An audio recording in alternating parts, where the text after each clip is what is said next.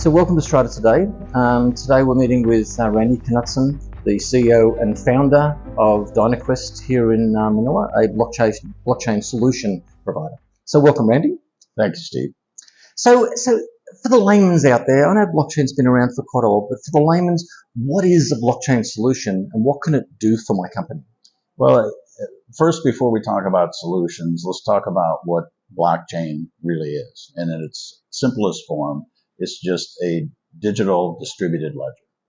So it's decentralized, meaning that there is no central authority or central control over that. And it just records data of any type in a transaction form to do that. So just like a regular ledger that just records events, that's all blockchain really does from a technical standpoint. So just think of that as the basic of what a blockchain is. Now, what it isn't is a single blockchain. There's thousands of blockchains that are out there based on special purpose, special needs to do that. But the big advantage that it brings to solutions is that it brings trust, transparency, and security. So I always tell my client that if you have a unique opportunity that could benefit from trust, transparency, and security as part of the solution, consider blockchain as a potential fit to do that. The solutions have evolved from kind of what I call PowerPoint presentations just a few years ago into actually viable commercial products. And obviously the first movers in this space have been banks and insurance companies, which are notorious for paper workflows and complex situations to do that. So they've moved in with the first movers to do that. And now you're starting to see other applications for that, whether it be SAP in terms of tracking and shipping, logistics type of control functions in terms of parts, moving that, tracking food, ethical sourcing of food. Walmart has an application for that. Also, BMW has a car app that tracks parts, maintenance records to do that as well. And so you're starting to see that evolution in the marketplace into real commercial products to do that. So just remember that it's really a distributed digital ledger, and it brings trust, transparency. One other point I always like to bring up is in my talks when I talk to clients is that the one thing it's not is cryptocurrency or Bitcoin. Yeah. There's quite often thought about that, you use blockchain and Bitcoin in the same sentence all the time. And even though blockchain was specifically written to solve a problem with the cryptocurrency or Bitcoin at the time, they're really separate. So think about blockchain as kind of being the operating system, and think about Bitcoin or NFTs as an example of being the application on top of that. And so you have that lens and that simplified view of the world. It gives you a lot of power to be able to look at solutions for your business. Okay, fantastic.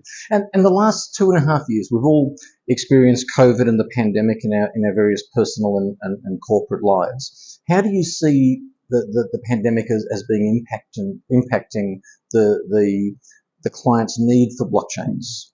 Well, it's kind of an interesting market in that it's really been an accelerator for the blockchain space over the last couple of years.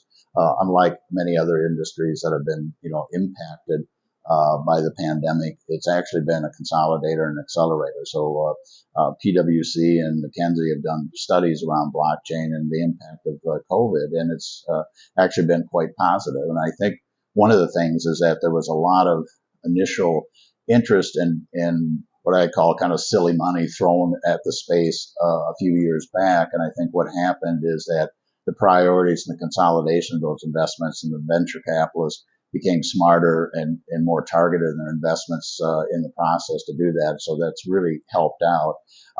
And one of the areas that it's impacted us personally because of one project we're working with is indigenous people and digital identity.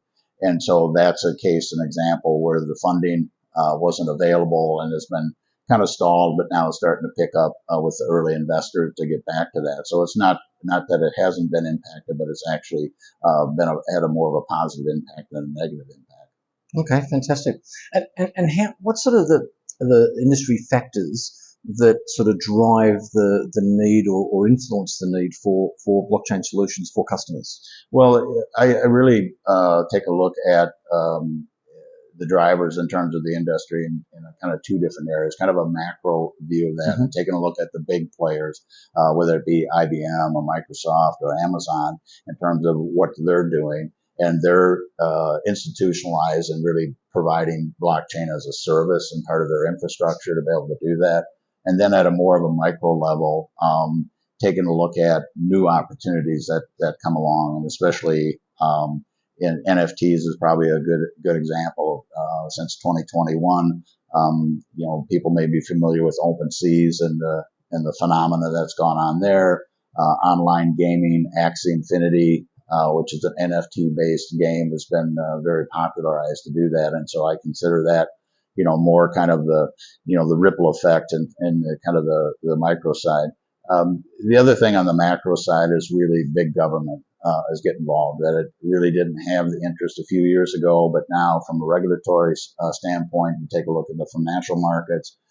Because of the decentralized nature of blockchain, central banks are fearful of cryptocurrency because they don't control it in a central way that the money supply is usually controlled. And so governments are still trying to struggle with regulatory compliance, how they can encourage the use of cryptocurrency as a more standard form of value exchange in the process. And so in some cases they're passing maybe early laws that may be a little bit too restrictive, but more and more you'll start to see more thoughtful implementations of that.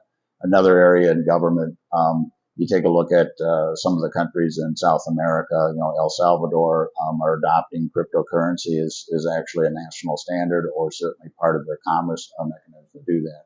So the bottom line is, blockchain and cryptocurrency is certainly here to stay, but we're still in the early stages of the normalization and how to standardize and make it something that's more consumable and available to the masses. Okay. And over that last 2.5 years, COVID, hybrid working, etc., how has it changed you personally as a leader? Well, very early on, when we started to enter into the pandemic, I had to draw from my own personal experiences. I shared my views with my team is that there was certainly nothing in my lifetime that I could compare to this event, which meant it was going to be pretty extreme. I've been through several major financial crises, going from 2008, going back into the early 90s. I've gone through, many other political trying situations, and nothing on this size or scale was in my view. And so I kept telling my team, we got to prepare for a big storm, and this is gonna last a long time. And so, I think, being humbling and humility is certainly part of that process, that even with experience and perspective that I've gained over the years, but certainly that prepared me, I think, to be able to have that vision to see, the worst that was potentially to come. So I was able to take some, quick actions with my business to be able to cut my costs and freeze expenses in place, not knowing, when or how long it was going to be. And so my experience had prepared me. Certainly, like I said, very much humbled from the experience, but on the other side, very amazed as well in terms of the resiliency of people going through this. And so, we transitioned from a work from office environment to a work from home environment because it was mandatory, and it was one of those things that you quite often thought about doing, but there was always a reason why. Work from home, or how do you check in, how do you check out, how do you monitor the work stream to do that? And so we had no choice. And fortunately for our business, we never missed a beat. And so we were running first response call center. So we had doctors and nurses working 7/24 on shift and answering medical emergencies. And so we moved to the work from home environment. And it worked flawlessly as well. And, we're very fortunate in that regard that we made that transition without a case. So certainly being humble and being amazed was I think a blessing in the outcome. So. Yeah, thank you. And final question. Let's step through a door 5 to 10 years from now. What does blockchain look like? Well, I think it'll be less visible and less talked about. I think it's because it's a component of infrastructure, and you're starting to see that now. It's just being built into the infrastructure. I equate it back to the 90s when the internet was in its infancy, and we talked about DNS in the bits and bytes of how the stacks of the internet and that we're involved with that. And so we're in the early stages, and we're in the technology. We're starting to move away from that, and I think it eventually will just be baked into whatever solution or platform that we're using, and be a part of that. You'll still have, I think, some of the visibility around cryptocurrency and certainly the legislation that's coming with that. But again, that's not as much of a blockchain issue. Now, there are certainly challenges that still need to be faced in terms of the size and the scale, transaction volume with that, but those are all technical problems that are being solved along the way to do that. So I think it'll be less and less visible. But I also know from my own experience that, I've been using a blockchain-based payment service. This is for many years, probably 5 years ago. And it was never even talked about in their literature as being a feature. It was just, by the time I could send my money from the U.S. here to the Philippines, it took you longer to find the location to pick it up than it did the actual transfer. And the way they did that was using the blockchain to have a trusted transfer, avoiding the central banks and the verification that went along that process. And I envision that as being very similar to what we'll see in the future. It'll just be part of the product and part of the feature set that we'll see to do that as we go forward in the upcoming years. But it's an exciting time. Randy Knutson, thank you very much for joining us. Thank you, Steve.